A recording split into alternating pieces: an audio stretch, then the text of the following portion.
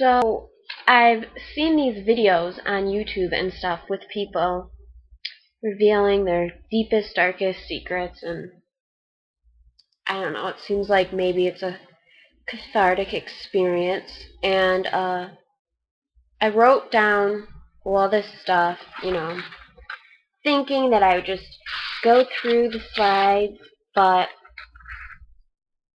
this is my story and probably should be told in my voice, because I could just as easily write this out. But a video, I mean, it's meant to be heard, right? So, I will read this. Okay. So, my name is Liz. I am a sophomore at UIC. I have a job that I like very much. I have a dad and a mom and a brother. And on August 14th, 2012, 13 weeks ago today, a piece of my heart died. For 5 years, I loved someone very much, and he loved me, but he was not always kind. There were good times, great times even, but it could never outweigh the bad. I was afraid to leave him. I didn't want to be alone.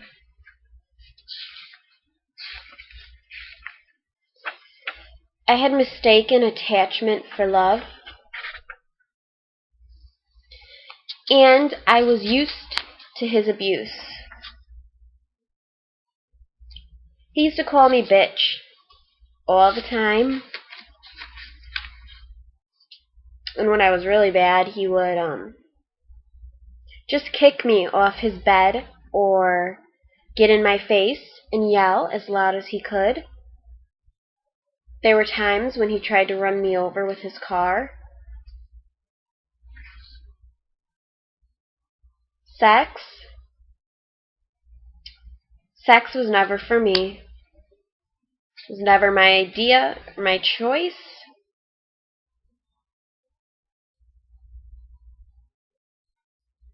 Almost every time we had sex, it would end with me balling up and crying in the corner of his bed. He was never gentle. He was a manipulative person, but I thought I could change him and make him sweet. Over the summer, we broke up. I was happy and I was free, but a little while after we broke up, I ran into him at a party, and he told me that he was leaving for the Navy, and he was really emotional about it. I felt sad and proud, and I kissed him, and one thing led to the other, and I agreed to go home with him. Stupid, but that was my first mistake. At his house, I decided I was going to be cool and smoke some weed, because I never did that while we were dating. I hated him for smoking, but I don't know. I decided to smoke some weed. Nobody else did, only I did, and I thought it would be a good idea. But I remember after smoking, going into his house, him giving me something to drink. He insists that he didn't drug me, but I don't know if I would agree with that. He gave me something to drink, And I remember sitting on the couch, and I started crying hysterically, and I couldn't stop. I was crying, and then I was shaking uncontrollably, and I was screaming, and I just couldn't stop. I had no control. And we were riding in a car, and he was screaming at me, just shut the fuck up, and I couldn't. It wasn't just a bad trip. I was really very sick, and I was deeply afraid that, I don't know, I thought he was gonna kill me. It was terrifying. I remember later that night, I passed out. Okay, so we went into the house. I walked up the stairs myself, walked into his room. I said, give me some shorts to sleep in. No, I ain't giving you shorts. So I took my jeans off. I got in bed and passed out. I don't remember if this was, 5 minutes later or an hour later, but I remember feeling him as he pulled the straps of my tank top down, so my shirt was just kind of around my waist, and he was kissing my back and my shoulders and my neck. I remember jerking forward as he stuck his finger inside of me. He smelled like cigarettes and beer. And he proceeded to have sex with me from behind. I didn't want to have sex with him, but I didn't say stop, and I didn't resist. Instead, I just turned toward him. I don't remember if I opened my eyes or not, but I was not conscious. I mean, I just remember bits and pieces. I remember saying something about a condom, and I don't know what he said back, but I just wanted him to hurry up, and then it hurt.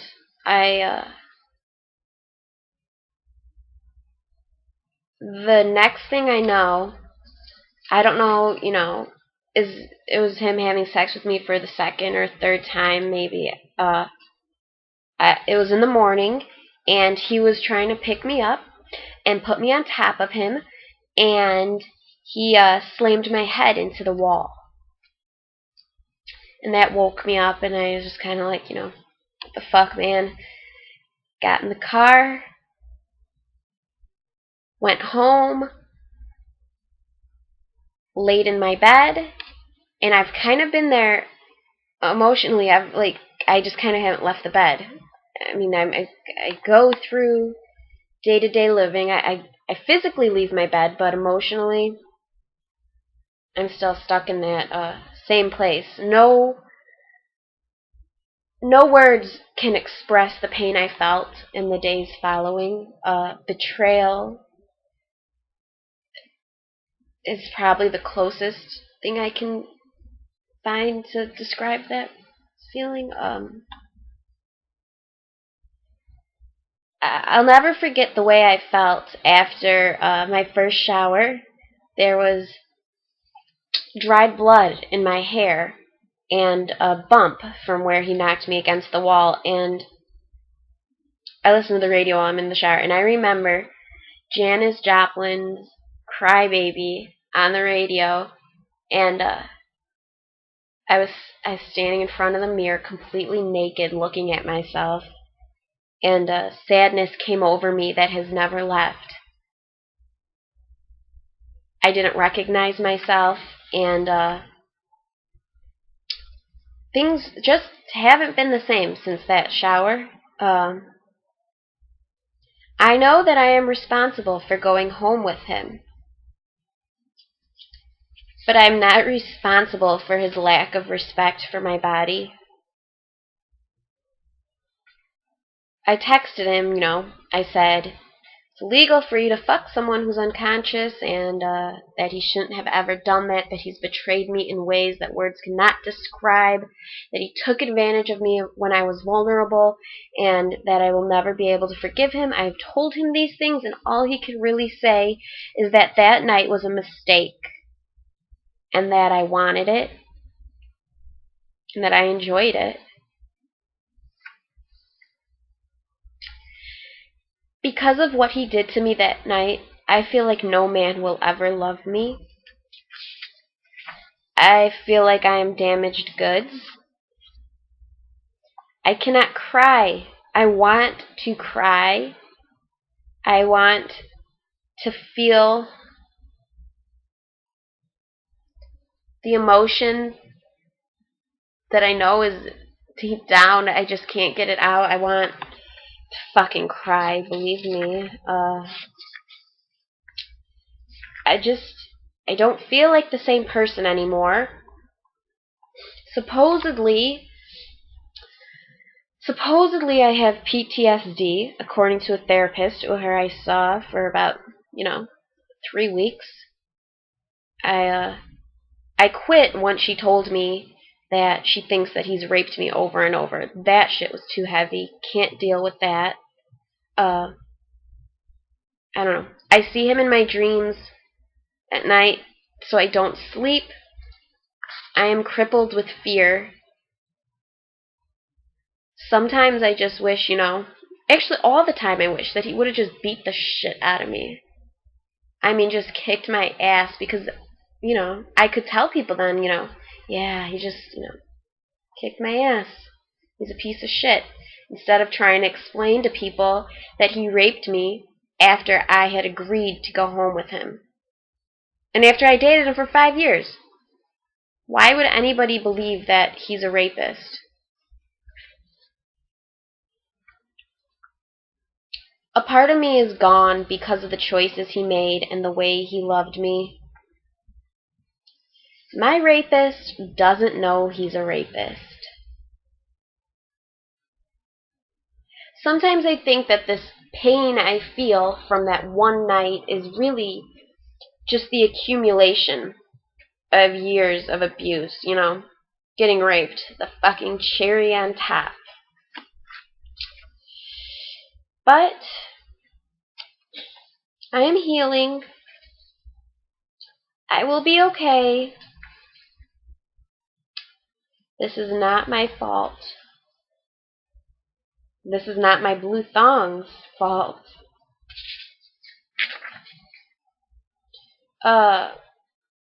Yeah, so I saw all these YouTube videos about rape and abuse, and I just figured I'd add to it. This is just another story, but the weight of this trauma is too much to bear alone, and I'm realizing that now. Maybe someone will see this and understand,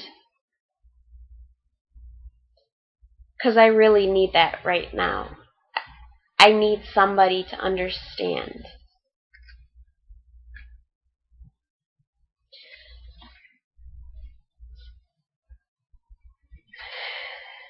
No one deserves to be sexually assaulted. And if you have ever felt this pain, I am so sorry. I searched the internet, for answers, thinking that somehow I'm going to find somebody that just gets it. And I know I'm not alone, but the one thing that I have found, one of the most powerful things I found, is a letter. And I will go ahead and read it. It goes like this. Okay. Dear friend, today I heard the news. It is not your fault. You did not ask for this. The way you dress is not the problem. How much alcohol you drank is not the reason. Your past actions are not an excuse. You have a right to fight back and press charges. You deserve to be treated respectfully. You deserve better. You should not feel ashamed. You did nothing wrong. You are a wonderful, beautiful person. It is okay to cry or scream. It is okay to be angry. The person that hurt you made a terrible choice. It is their fault. They are wrong. They acted violently. They wanted to hurt you. They are mean and disturbed.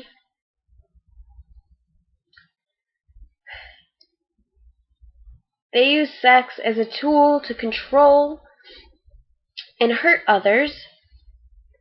They should feel ashamed and embarrassed. Rapists are assholes. I will stand by you. I will stand up for you. I will fight on your behalf.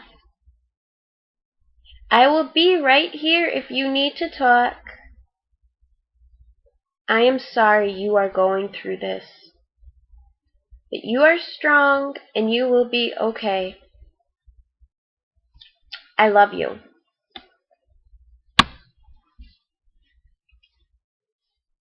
That's it. I don't know what else to say.